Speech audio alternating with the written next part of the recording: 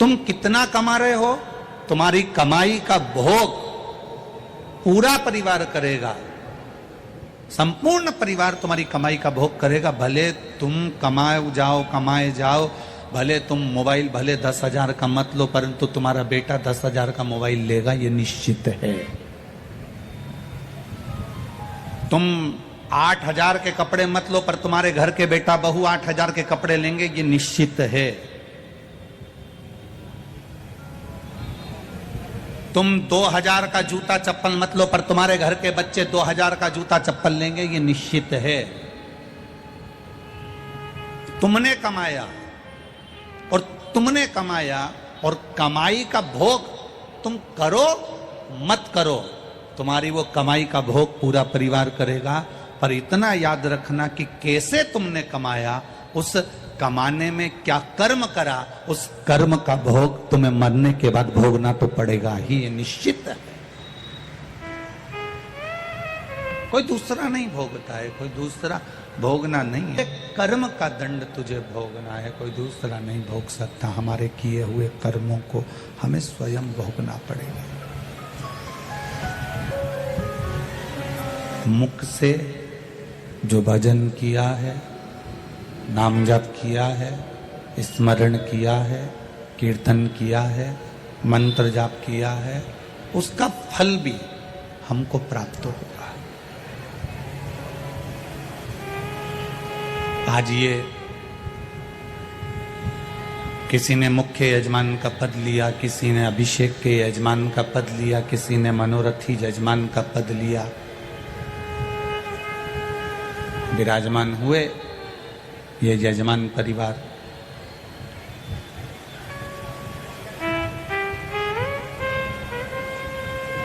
समिति इनको कुछ दी ना दी, समिति ने इनकी व्यवस्था ठीक करी ना करी, पर यह निश्चित है कि वो कालाधिपति महाकाल राजा जिसकी नगरी में तुम आए हो, वो तुम्हारी सुई घड़ी की, पल की, समय की ठीक कर कर जरूर भेजेगा, ये निश्चित है।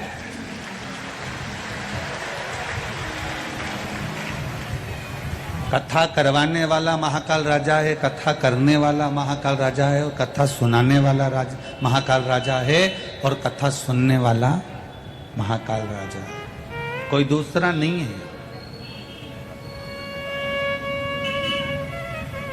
आंजना परिवार जिन्होंने जमीन दी कथा के लिए, उनको भी ये विचार करना चाहिए कि यह जमीन मेरी नहीं है, तो महाकाल को कथा सुनना थी, इसलिए उन्होंने ये जमीन चुनी और यहाँ कथा हुई।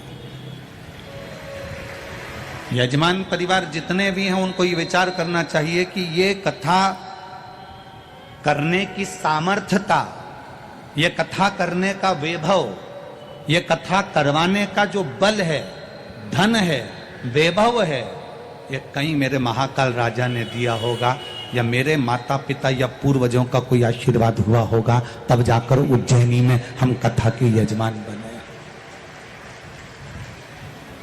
तब हम कथा के यजमान बने।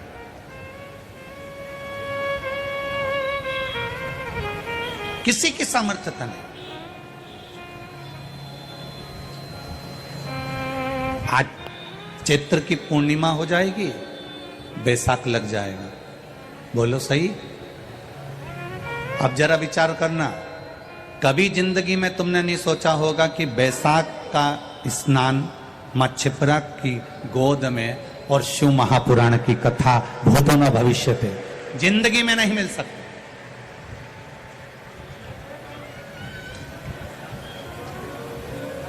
बैसाख के महीने में लोग 5 रात्रि के लिए 12 ज्योतिर्लिंग में दर्शन करने के लिए जाते हैं। क्यों?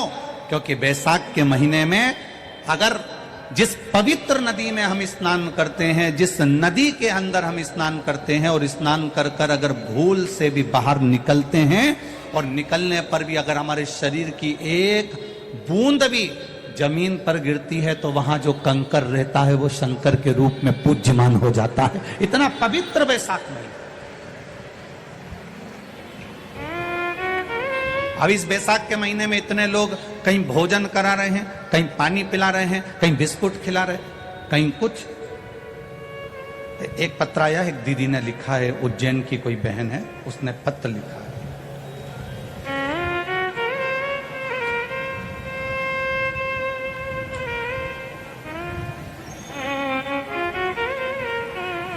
शंभु शरण पड़ी मांगो घड़ी रे घड़ी दुख काटो दया करी न दर्शन आपो।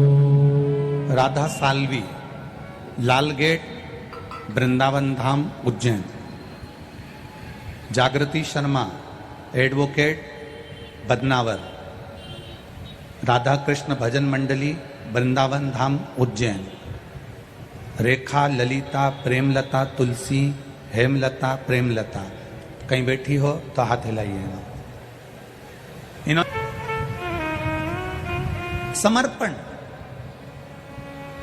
आज इतने लोग भोजन ग्रहण कर रहे हैं, आज इतने लोग प्रसादी पा रहे हैं, कई लोग टीवी के माध्यम से दान भी कर रहे हैं, पुण्य भी कर रहे हैं और बैसाख का सुंदर आनंद का लाभ चैत्र बैसाख का ले भी रहे हैं। कोई पानी पिला रहा, कोई बिस्कुट खिला रहा। खाली नहीं जाएगा।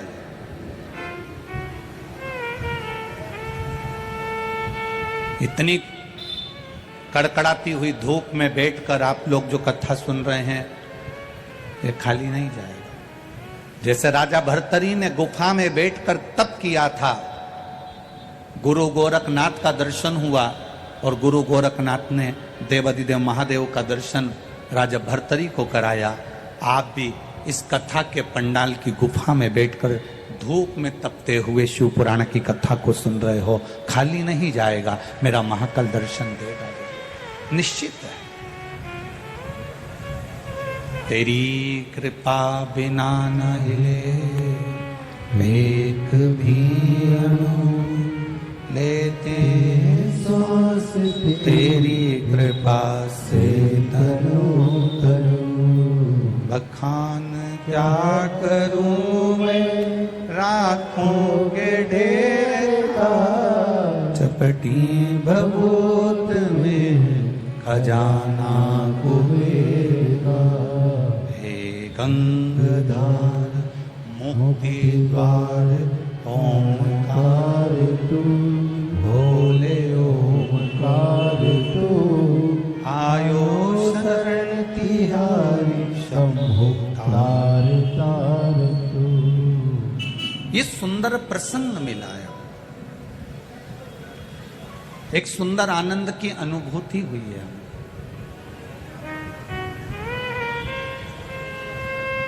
महाकाल राजा के ऊपर गलती बनना प्रारंभ हो जाएगी इस बैसाख के महीने में। एक बूंद पानी भी अगर भूल से देवाधिदेव महादेव को चढ़ जाता है, भूलवश स्नान करके निकले, मां छिपरा का स्नान कर कर निकले और जरा सा जल का छींटा भी अगर कहीं कोई कंकर भी पड़ा है और उस पर चले गया, तो ये समझ लेना कि शिव का कोई तत्व था, जिस कोई शिव भूलवश। कितनी किस्मत लिखा के लाए हो रे, ये विचार करना, अपने अपने भाग्य को जरूर सराहना। दूसरे के भाग्य को सराहो चाहे ना सराहो, पर अपने भाग्य की सराहना करना कि कितनी किस्मत लिखा कर लाए हो कि चैत्र बैसाख का महीना, महाकाल राजा की नगरी, छिपरा का तट और शिव महापुराण की कथा।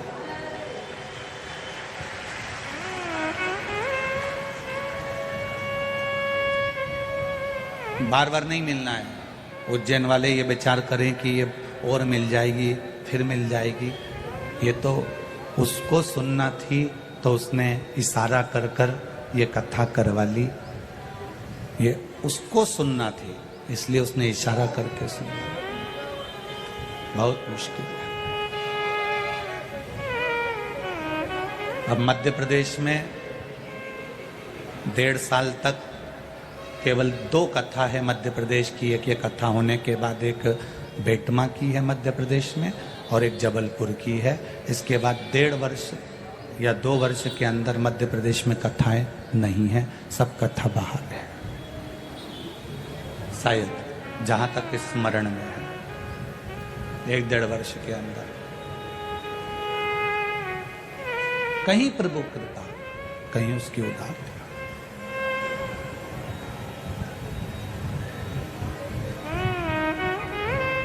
करो, उसकी चाकरी करने का मौका मिला है,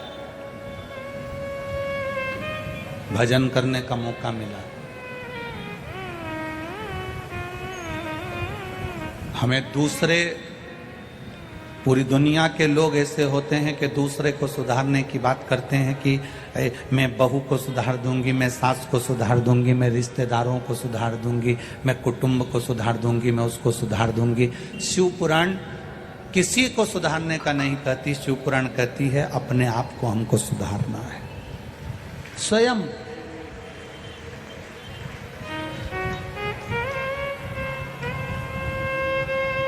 पहले के मैकेनिक और आज के मैकेनिक में अंतर है। गाड़ी सुधारने वाले जो मैकेनिक होते थे पहले के, एक बार गाड़ी को हाथ लगाते थे, सुधार देते थे तो गाड़ी बहुत दिनों तक चलती रहती थी, खराब नहीं होती थी। यहाँ बुजुर्ग लोग बैठे होंगे, उनके अंदाजे में होगा, गाड़ी को अगर एक मैकेनिक, पुराना मैकेनिक, पहले का मैकेनिक गाड़ी को एक बार सुधार देता था तो वो गाड़ी फिर बहुत साल तक अच्छी चलती रहती थी, साल भर अच्छी चलती रहती थी, उस गाड़ी में कोई कमी नहीं रहती थी। एक आज का मैकेनिक गाड़ी को एक बार सुधारता है, 2 बार सुधारता है, 8 दिन में फिर लेकर जाना पड़ता है, 10 दिन में वापस लेकर जाना पड़ता है, 15 दिन में वापस लेकर जाना पड़ता है, 1 महीने में वापस लेकर जाना पड़ता है। पहले के मैकेनिक जैसे आज के मैकेनिक नहीं है। आज का मैकेनिक तो ऐसा है कि खुद की गाड़ी नहीं सुधार पा रहा। उसी तरह पहले के संत, पहले के साधु, पहले के तपस्वी, पहले के साधक, पहले के उपासक, पहले के वक्ता, पहले के रसतत्व प्रदान करने वाले, पहले के जो संत, साधु, सन्यासी, तपस्वी, साधक, उपासक, पहले के जो गुरु हुआ करते थे, संत हुआ करते थे, ऐसे मैकेनिक हुआ करते थे कि जिस गाड़ी को हाथ लगा देते थे उस गाड़ी को 2, 4, 10 साल चला देते थे। पहले के गुरु जिसको आशीर्वाद देते थे वो गाड़ी निरंतर चलती रहती थी। आज के जमाने में ऐसे मैकेनिक नहीं रहे, आज के जमाने में वैसे गुरु, संत, साधु, सन्यासी नहीं रहे जो गाड़ी को सुधार दें। स्वयं की गाड़ी नहीं सुधार पा रहे तो दूसरे की गाड़ी क्या खाक सुधारे? अपनी गाड़ी नहीं सुधर रही। काम, आसक्ति, लोभ, तृष्णा, ये सब पड़ा हुआ, ईर्ष्या पड़ी हुई, पड़ा है।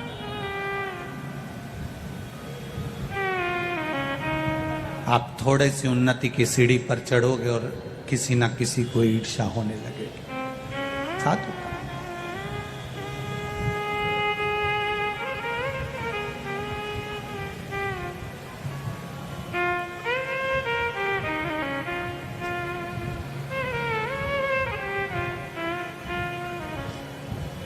प्रसन्नता से आगे बढ़ोगे तो जिंदगी की एक सार्थकता अपने आप आ जाएगी।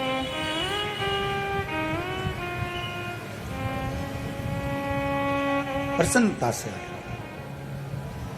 अभी अनिरुद्धाचार्य जी महाराज जी पधारे थे, ब्रज वाले, वृंदावन से, जिनकी कथा इंदौर में चल रही, उनसे चर्चा चल रही थी तो कह रहे थे कि महाराज जी ब्रज में, वृंदावन में वृद्धाश्रम बनाया है, पर कुछ विधर्मी लोग आश्रम में लेटर डाल कर गए कि हम इसको तोड़वा देंगे, उड़वा देंगे। हमने उनसे एक ही बात कही, ये विधर्मी चाहे कितना भी प्रयास कर लें, कितना भी प्रयास कर, आप अपना कर्म करो, ये विधर्मी अपना कर्म करो। ईर्ष्या, दूसरे को नीचे दिखा सकते हो पर अपने आप को ऊपर उठा नहीं सकते। ऊपर कब उठोगे? जब आप हृदय से ईर्ष्या को निकाल दोगे और भगवान के भजन। हम दूसरे को सुधारने में लगे हैं।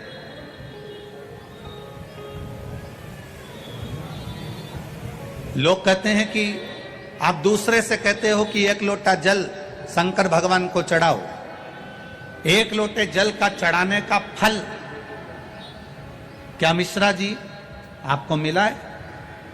कभी भूल से, कभी जिंदगी में एक बार सीहोर आना, और सीहोर में जहां हम नमक चौराहे पर रहते थे, छावनी में रहते हैं, वहां पर आकर या पूरे सीहोर के लोगों से पूछना कि मिश्रा जी का लड़का आंख में चश्मा कितना मोटा लगाता था। एक बार जरा पूछना जरूर। और टीवी पर भी आपने पहले के देखे होंगे, राघव चश्मा इतना मोटा लगाते थे, स्कूल वालों ने कहकर लगवाया, भोपाल को दिखाया, सबको दिखाया, चश्मा चढ़ा। जब इस शिव महापुराण में पढ़ा कि शिवरात्रि के दिन चढ़ाया गया शंकर भगवान को शहद लाकर नैनों में लगाएं सुरमे की तरह, और शिव जी को चढ़ाया गया जल का आचमन करें तो चश्मे भी उतर जाते हैं। और आज उसका नजारा हमने खुद देखा। लोग कहते हैं गुरुजी आप कहते हो कि बेलपत्री के बीज वाले पत्ते में शहद लगाकर शंकर भगवान को लगा देने से बच्चे अच्छे नंबर से उत्तीर्ण हो जाते हैं।